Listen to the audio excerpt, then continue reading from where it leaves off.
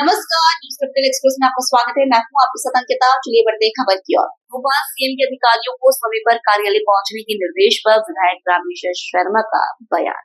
सभी अधिकारी कर्मचारियों को समय पर पहुंचना चाहिए। कर्मचारी समय पर उपस्थित होंगे तो प्रशासनिक कार्यों का निदान होगा। आम आदमी के लिए सभी को समय पर पहुंचना आवश्यक है। भोजशाला की रिपोर्ट पर बोले विधायक रामेश्वर शर्मा। गौशाला राजा भोज द्वारा बनाई गई है। माँ बागेश्वरी, माँ सरस्वती के स्वरूप उसके दीवाल और खम्भे में है। जो सर्वे आया उसमें भी तथ्य को स्वीकार किया गया। जहाँ उनकी मस्जिद है वहां पर हमने दावे नहीं किया।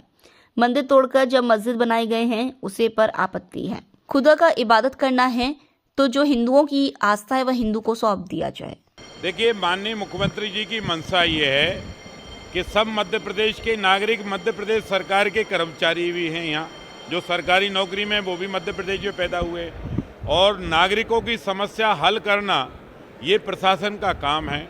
और इसलिए माननीय मुख्यमंत्री जी चाहते हैं कि जितने भी हमारे कर्मचारी, प्रशासनिक अधिकारी, कर्मचारी बंधु बहन हैं, उनसे आग्रह है कि मध्य प्रदेश के आप नागरिक भी हो और परमात्मा ने आपको डबल जवाबदारी दी है, तो आप प्रशासनिक अधिकारी भी बन गए। तो समय पर पहुंचिए, जनता की समस्या का समाधान करिए, जिससे उज्जवल मध्य प्रदेश, विकसित मध्य प्रदेश और समस्या मुक्त मध्य प्रदेश बनाने के जो सरकार की मंशा है डॉक्टर मोहन यादव जी की, उस मंशा पर हम लोग जो है और आगे बढ़ सकें। हम सभी कर्मचारी बहनों भाइयों से आग्रह करेंगे, प्रार्थना करेंगे कि आपके बलबूते पर प्रदेश विकास के 4 कदम आगे बढ़ रहा है। इसलिए आपके समय पर उपस्थिति होने से बहुत से प्रशासनिक कार्यों का तुरंत निदान होगा, और जब तुरंत निदान होगा तो आम आदमी के चेहरे पर मुस्कान होगी। इसलिए आम आदमी के चेहरे के मुस्कान के लिए समय पर पहुंचिए, समय पर काम करिए और प्रदेश के विकास में अपना योगदान दीजिए।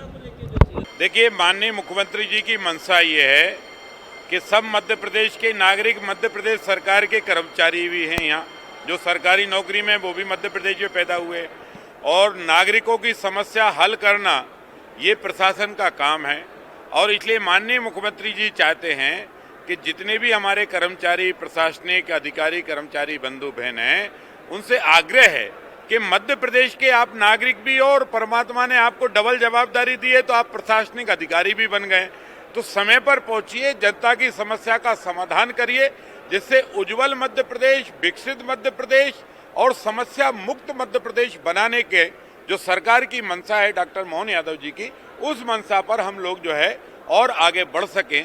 हम सभी कर्मचारी बहनों भाइयों से आग्रह करेंगे, प्रार्थना करेंगे कि आपके बलबूते पर प्रदेश विकास के 4 कदम आगे बढ़ रहा है। इसलिए आपके समय पर उपस्थिति होने से बहुत से प्रशासनिक कार्यों का तुरंत निदान होगा, और जब तुरंत निदान होगा तो आम आदमी के चेहरे पर मुस्कान होगी। इसलिए आम आदमी के चेहरे के मुस्कान के लिए समय पर पहुंचिए, समय पर काम करिए और प्रदेश के विकास में अपना योगदान दीजिए। देखिए, भोजशाला ये सनातन सत्य है कि भोजशाला राजा भोज द्वारा बनाई गई है, और राजा भोज द्वारा जो भोजशाला बनाई गई है उसमें माँ बागेश्वरी, माँ सरस्वती माता के, भगवान के अनेक चित्र स्वरूप उसके दीवालों में, उसके खम्भे में, और जब उसकी खुदाई की गई तो उसमें मिले हैं। और जो आर्टिकल सर्वे के जो कोई खान साहब हैं, आज मैंने उनका नाम पढ़ा है, उनने भी इस बात को, तथ्य को स्वीकार किया है। तो हमारा बार बार आग्रह है कि मुसलमान इस बात को समझें, जहां उनके द्वारा बनाई गई मस्जिद है और साफ सुथरी जमीन पर बनाई गई मस्जिद है, उस पर हमने दावे नहीं किए, लेकिन जो मंदिर तोड़कर मस्जिद बनाई गई है और जिसके स्मृति चिन्ह आज भी उनके दीवार और खम्भे पर विद्यमान है, ऐसी परिस्थिति में जब तुम कहते हो कि खुदा की इबादत करते समय कोई भी मूर्ति सामने नहीं होना चाहिए, तो ये मूर्तियां तो वहां खम्भे में भी चिन्हित हैं, वो मूर्ति दीवालों में भी हैं, और वो मूर्ति कहीं आपने नीचे गड़ा दी है तो जमीन में भी है। तो आपकी इबादत खुदा स्वीकार नहीं कर रहा है। इसलिए खुदा को इबादत अगर सही से करना है तो भोजशाला हो या ज्ञान व्यापी हो या मथुरा हो, जो यहाँ हिंदू की आस्था है, भरोसा है, वो सब हिंदुओं को सौंपिए और ऐसी जमीन पर मस्जिद बनाइए जहाँ कभी कोई हिंदुओं के मंदिर नहीं रहे, तो खूब अजाने पढ़ो, किसी को कोई आपत्ति नहीं है। मंदिर तोड़कर बनाओ, और फिर दावा करो तो ये अब संभव नहीं है। देखिए, भोजशाला ये सनातन सत्य है कि भोजशाला राजा भोज द्वारा बनाई गई है, और राजा भोज द्वारा जो भोजशाला बनाई गई है उसमें माँ बागेश्वरी, माँ सरस्वती माता के, भगवान के अनेक चित्र स्वरूप उसके दीवालों में, उसके खम्भे में, और जब उसकी खुदाई की गई तो उसमें मिले हैं। और जो आर्टिकल सर्वे के जो कोई खान साहब हैं, आज मैंने उनका नाम पढ़ा है, उनने भी इस बात को, तथ्य को स्वीकार किया है। तो हमारा बार बार आग्रह है कि मुसलमान इस बात को समझें, जहां उनके द्वारा बनाई गई मस्जिद है और साफ सुथरी जमीन पर बनाई गई मस्जिद है, उस पर हमने दावे नहीं किए, लेकिन जो मंदिर तोड़कर मस्जिद बनाई गई है और जिसके स्मृति चिन्ह आज भी उनके दीवार और खम्भे पर विद्यमान है, ऐसी परिस्थिति में जब तुम कहते हो कि खुदा की इबादत करते समय कोई भी मूर्ति सामने नहीं होना चाहिए, तो ये मूर्तियां तो वहाँ खम्भे में भी चिन्हित हैं, वो मूर्ति दीवालों में भी हैं, और वो मूर्ति कहीं आपने नीचे गड़ा दी है तो जमीन में भी है।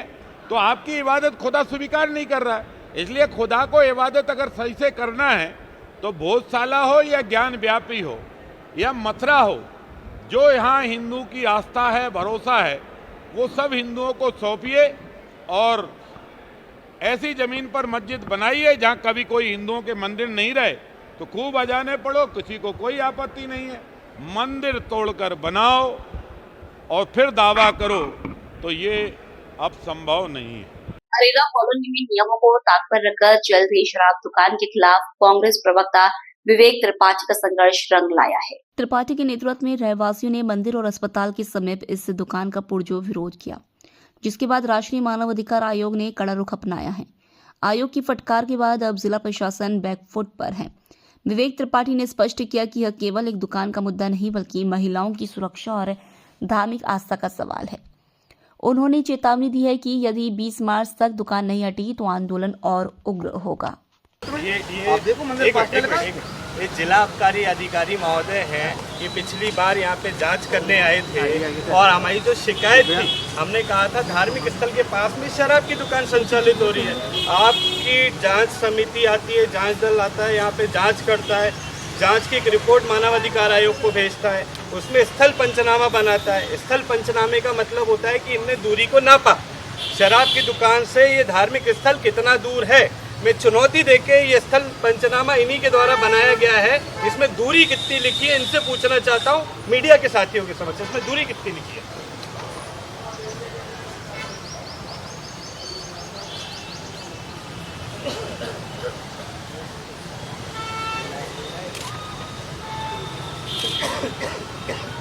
आपके साइन इस पे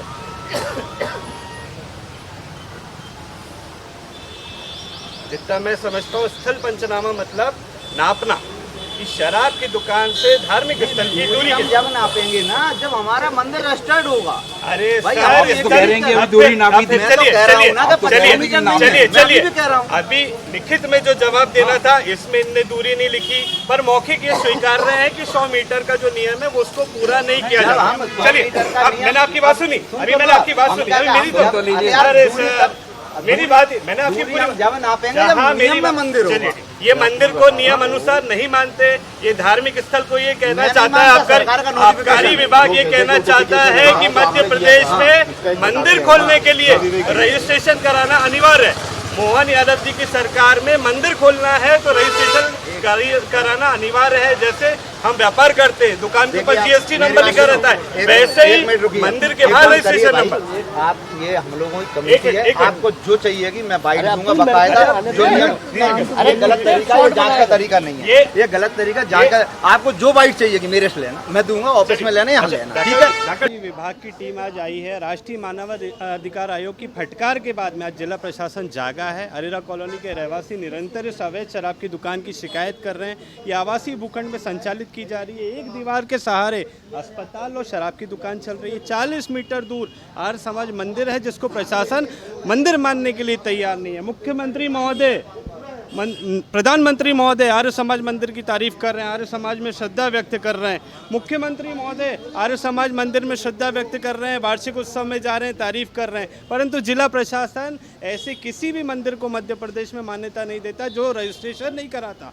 मतलब मध्य प्रदेश में भाजपा की सरकार में मंदिरों का रजिस्ट्रेशन अनिवार्य कर दिया है सरकार ने। यहाँ पे जो शराब की दुकान है ये अवैध तरीके से संचालित की जा रही थी। निरंतर शिकायत के बावजूद पिछली बार भी जांच कमेटी आई, शिकायतकर्ताओं से बगैर उनके बयान, बगैर उनका पक्ष जाने शराब माफियाओं के पक्ष में उन्होंने जांच रिपोर्ट बनाई और उसको क्लीन चिट देने की तैयारी थी। रहवासियों ने दोबारा मानवाधिकार आयोग की शरण में गए, तब इन्हें फटकार लगी और आज यहाँ पे जांच दल आया है, परंतु निरंतर इस पूरी जांच रिपोर्ट को ये दबाने का प्रयास कर रहे हैं, निष्पक्षता खत्म कर दी है। शराब माफियाओं के इशारे पे आबकारी विभाग काम कर रहा है और दुकान को बचाने के लिए पूरा जिला प्रशासन लगा हुआ है। ऐसा प्रतीत होता है कि मोहन सरकार किसी भी शराब माफियाओं पे आंच नहीं आने देना चाहते, जिसको लेकर रहवासियों में आक्रोश है। अगर इस अवैध दुकान के ऊपर कार्रवाई नहीं हुई तो सड़कों पर उतर के रहवासी आंदोलन करने के लिए बाध्य होंगे। आज आप 10 नंबर स्थित शराब दुकान का जांच करने आए थे, क्या कुछ जांच में पाया और क्या निर्देश मिले? देखिए, मैं नहीं आया, एक कमेटी बनाई है कलेक्टर महोदय ने और वो कमेटी में 5 सदस्य हैं। उसमें एडीएम साहब हमारे अध्यक्ष हैं, डीपीओ साहब हैं, इसके बाद नगर निगम के प्रतिनिधि हैं, नगर निगम आयुक्त के प्रतिनिधि हैं और हमारे एक्साइज के 2 अधिकारी हैं, एक मैं भी शामिल हूँ। उसमें अभी जांच करने आए। जांच तो आप ही माननीय पूरे मीडिया बंधु के हमारे साथी हैं, उन्हीं ने मतलब ऐसा घेर लिया कि अभी हमने जांच करनी ही नहीं दी। आयोग ने हमको 4 बिंदु दिए हैं, उनमें मैं स्पष्ट करना चाहता हूँ एक्साइज से संबंधित सामान्यतः एक भी बिंदु नहीं है, लेकिन चूंकि दुकान एक्साइज से संबंधित है तो उनकी हम जाँच करने आए। जांच 4 बिंदु पर करके माननीय आयोग को अवगत कराएंगे, फिर माननीय आयोग जैसे निर्देश करेंगे उस हिसाब से कार्रवाई करेंगे। कौन से बिंदु थे जिन पर जांच के लिए आपको? देखिए, अभी जांच के बिंदु को हमको जांच कर लीजिए, इसके बाद आपको अवगत करा दिया जाएगा। Thank you. ओके। कार्रवाई शुरू होते ही सिंगरौली कोल ब्लॉक प्रोजेक्ट पर सदन में फिर हंगामा, विपक्ष ने किया वॉकआउट। कार्यवाही शुरू होते ही सिंगरौली कोल ब्लॉक प्रोजेक्ट पर सदन में फिर हंगामा, विपक्ष ने किया वॉकआउट। विपक्ष ने की जेपीसी बनाने की मांग। भोपाल नेता प्रतिपक्ष उमंग सिंघार का बयान। सदन में सिंगरौली के लिए जो सरकार ने जवाब दिए वह संतुष्टिजनक नहीं थे। 40 से 50 हजार हर महीने परिवार को देंगे, लेकिन किसी को कोई पैसा नहीं मिला। 3000 परिवार के हिसाब से अदानी ने पैसा जमा नहीं किया।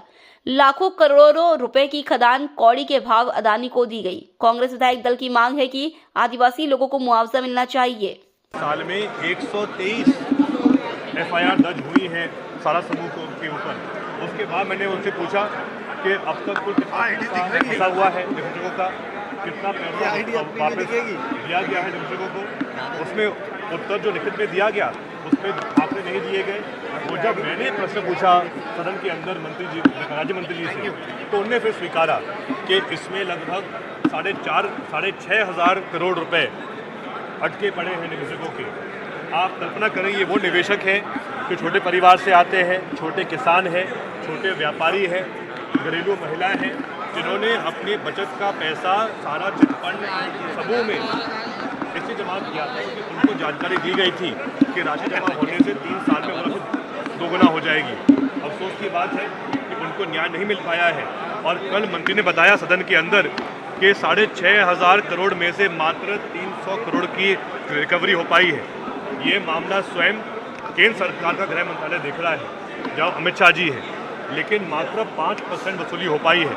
मैंने ये भी कहा सदन के अंदर कि आखिर अगर इतना बड़ी रकम अटकी पड़ी है तो अगर एक तरफ सरकार 23,000 करोड़ रुपए दे रही है लाडली बहना योजना के अंतर्गत, तो क्या 6,000 करोड़ रुपए जो बचे हुए हैं, जो वसूली के जा चुके हैं अभी तक, क्या वो पैसा जो छोटे निवेशक हैं उनको सरकार ही दे सकती है? क्या हमने ये मांग करी है कि इसमें जो भी ज़मीनें सारा समूह की है उनका प्रकाशन किया जाए, उनकी सरकार नीलामी करे और तत्काल उस पैसे से जो सारा समूह के जो निवेशक हैं, छोटे निवेशक हैं, जो आज कहीं ना कहीं आर्थिक रूप से परेशान हैं, उनको न्याय मिले, ये हमारी मांग रहेगी। एक चीज़ स्पष्ट हो जाए कि माइनिंग किसको कहते हैं।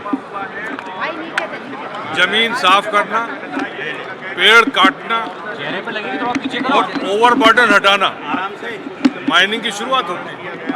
यदि माइनिंग इसको नहीं कहते हैं तो फिर किस चीज़ को माइनिंग कहते हैं? ये बात सही है कि जब हम लोग गए थे वहाँ सिंगरौली में, इतनी बड़ी पुलिस की व्यवस्था के तहत कोई अंदर नहीं जा सका।